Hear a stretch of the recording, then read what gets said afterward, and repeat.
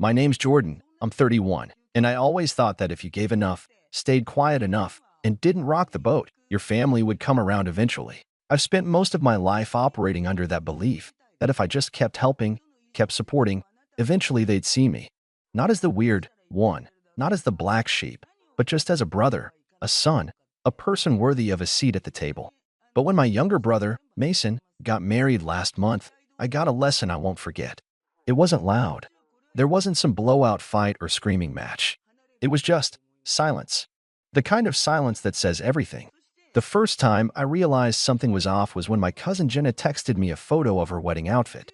I didn't know what wedding she was referring to, so I just asked, "Whose wedding?" She replied with a laughing emoji and said, "Mason's, duh." This Saturday, I stared at the message for a full minute before it sank in. My brother, my only sibling, was getting married in 5 days. I hadn't received a text, a call, not even one of those generic EVs people send out to pad the guest list. I thought maybe it had gotten lost, so I called Mom.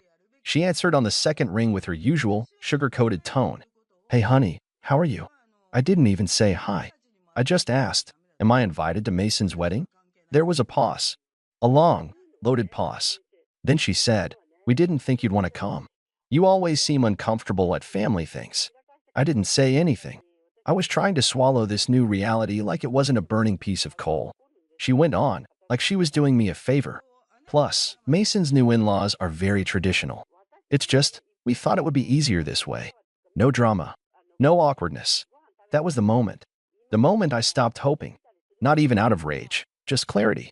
I hung up, didn't say a word, just tapped end call and sat back on my couch, staring at nothing for a good 10 minutes. And I thought about all the times I'd helped. The times I'd shown up. When Mason's startup failed, and he almost lost his house, guess who stepped in with a silent loan that was never paid back? I didn't make a fuss. I never do.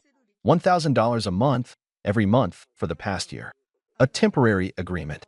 12 grand annually, quietly funneled into my parents' joint account so they could help Mason until he got back on his feet.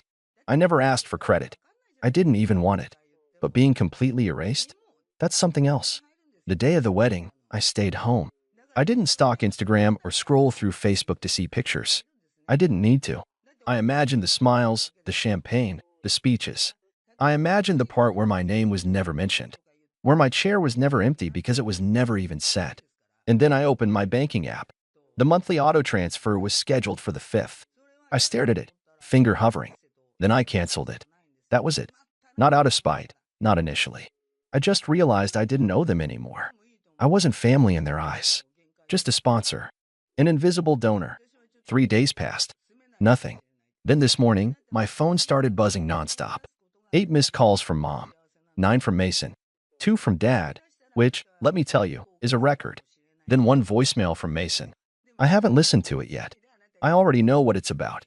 I know the second the mortgage auto draft failed, their bank started lighting up like a Christmas tree. I know Mason's probably fuming, confused, maybe even scared. But I haven't called back. I don't even feel guilty. And that's the strangest part. All my life, I was the one who made sure everyone else stayed afloat.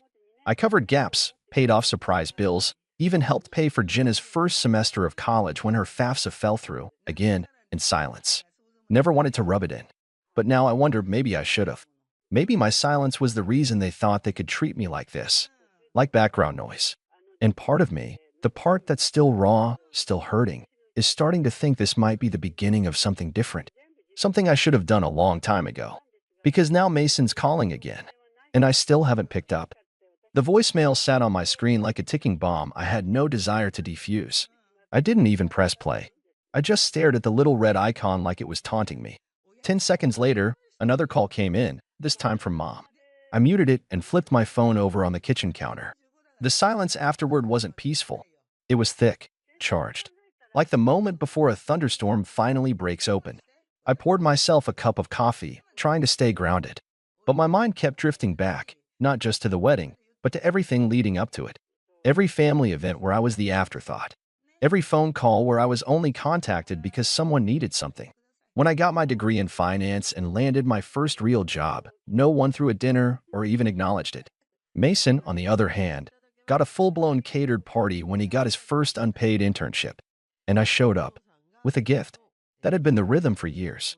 I gave, they took. I stayed quiet. They pretended I didn't exist. The only time they remembered me was when they needed someone to cover rent or co-sign something. I used to convince myself that meant I mattered, that I was trusted.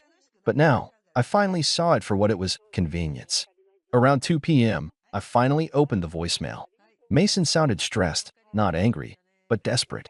"Hey, Jordan, listen, I don't know what happened with the account this month. The payment bounced, and the bank's been calling all morning. Can you call me back? Please? It's just bad timing with the wedding and everything." A pause. "We really need you right now." We. That word clanged around in my head like a bell made of steel. We need you. There was no we when they left me off the guest list. No we when Mom said I wouldn't fit in with his new family. Suddenly now, there's a we. I sat with that for a while. Then the group chat bust. The family one, which I had long muted but never left. Mason had sent a message. "Does anyone know what's going on with Jordan?" Mom said he's not answering. Then Dad chimed in. "Maybe if you hadn't made him feel like an outsider at your own wedding, he'd be answering." My eyes widened. That was new. Dad never took my side. Not once in 31 years. I scrolled up, making sure it was actually his number and not a weird typo from someone else. But it was him. My father. The man who once said, when I asked why Mason got all the attention, "Some people just shine brighter, Jordan. That's not a bad thing." And now he was calling them out? The group chat went dead for about 5 minutes. Then Mom responded with, "That's not fair. We didn't want tension at the wedding. Jordan's always made things complicated." I laughed. Out loud. A dry, humorless sound that echoed around my apartment. I hadn't made things complicated. I just hadn't fit neatly into the little role they'd carved out for me. The quiet, helpful, socially awkward brother who didn't make waves. I was supposed to stay in my corner, hand over money when asked, and not expect a seat at the table. Literally. Then Mason messaged me directly. Not in the group chat. Just a single, private text. "Jordan, please, can we talk? I'm sorry." Sorry. That word hit different. I couldn't remember the last time Mason apologized to me. Not when he borrowed my car in college and returned it with a busted headlight. Not when he told a group of our relatives that I just wasn't the relationship type, which was his way of outing me as single at every holiday dinner, like I was defective. I stared at the message. And then I did something I hadn't done before. I replied, "Sure, but not until I know the truth." He answered almost immediately. "What truth?" So I told him. Why wasn't I invited? Really? Not Mom's excuse. Not sugar-coated. I want the actual reason. And if I get anything less than the full truth, we're done. This time the silence on the other end stretched longer. 10 minutes. 15. I left my phone on the table and went to clean up the kitchen just to stay busy, but I kept glancing over. Then the bubbles appeared. Typing. Then stopped. Then typing again. Finally, a wall of text came in. He started with, "Okay, I'll be honest." He said that his fiancée, now wife, came from a very image-focused family. They were all professionals, lawyers, bankers, upper-crust types.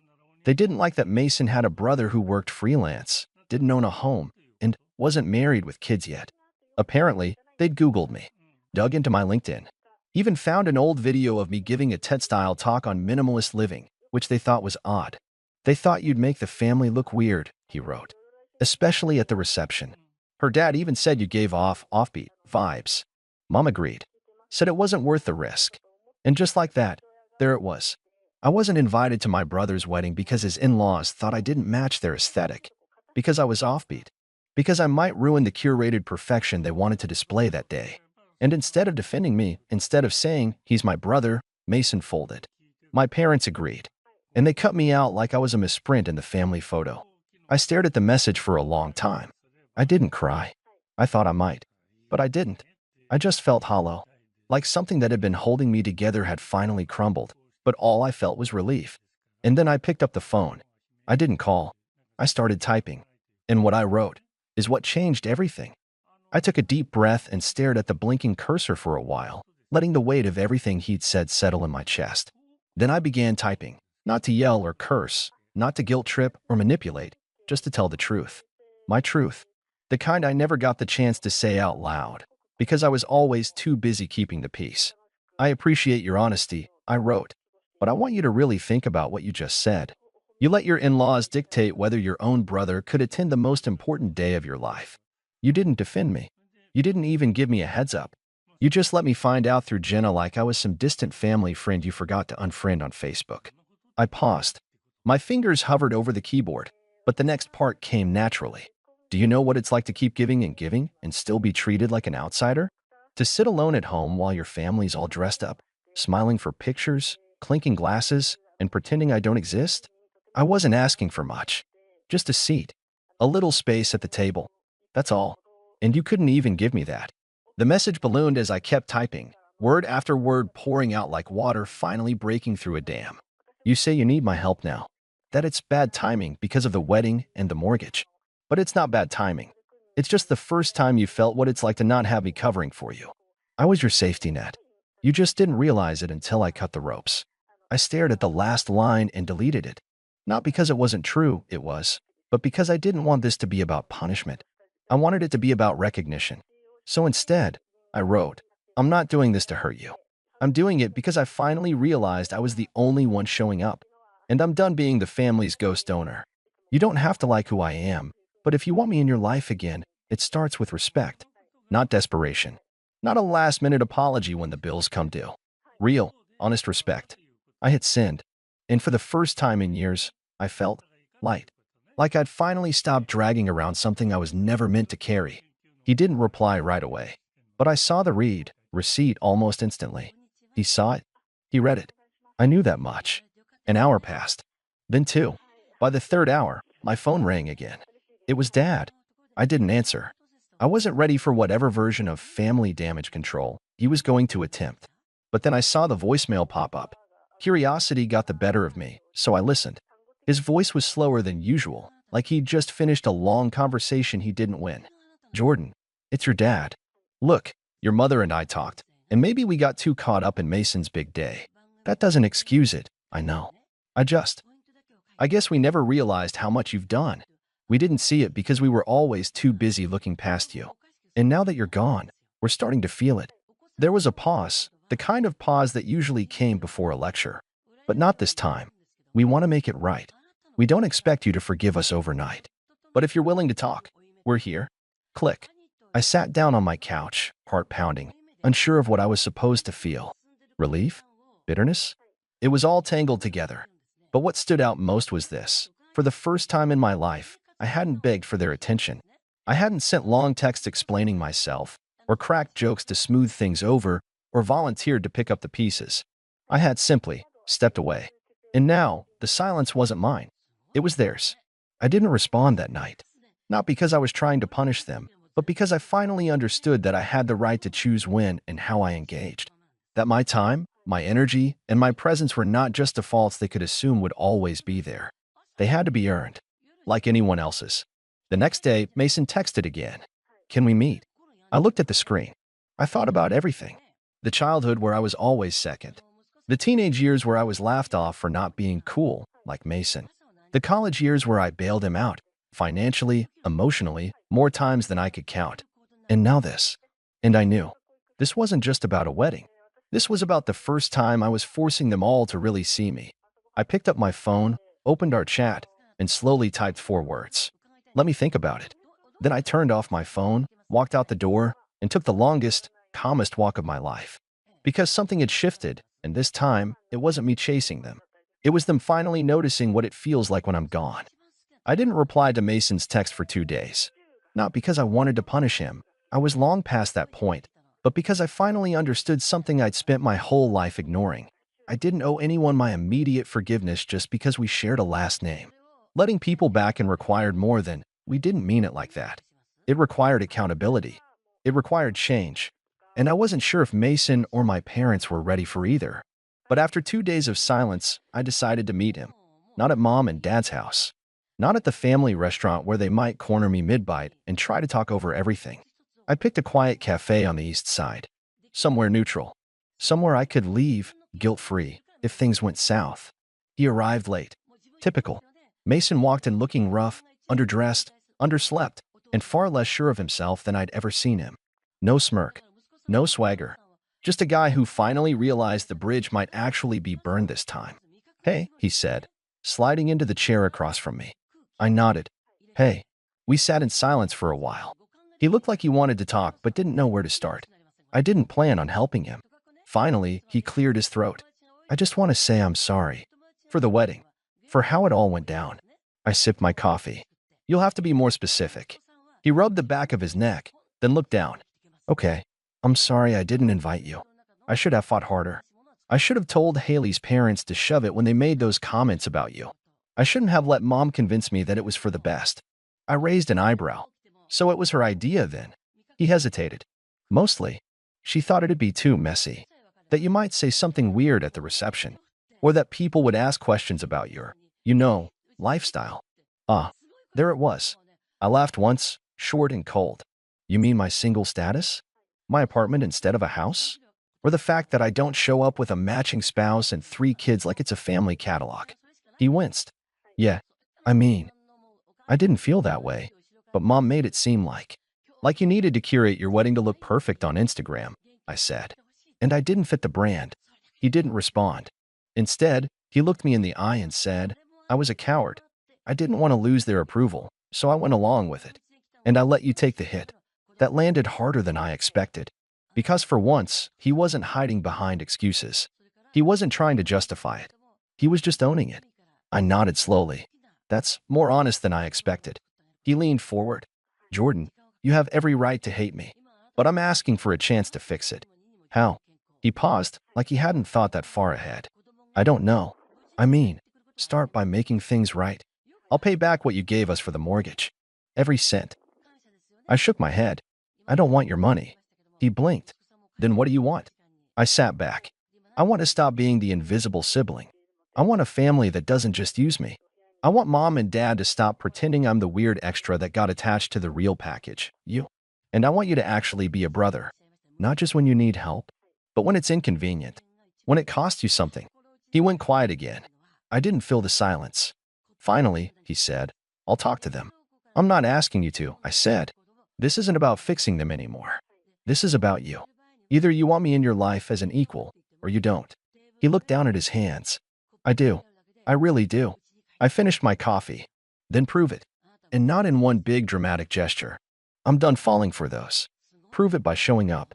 Every time. He nodded. Okay. We walked out of the cafe and parted ways without a hug.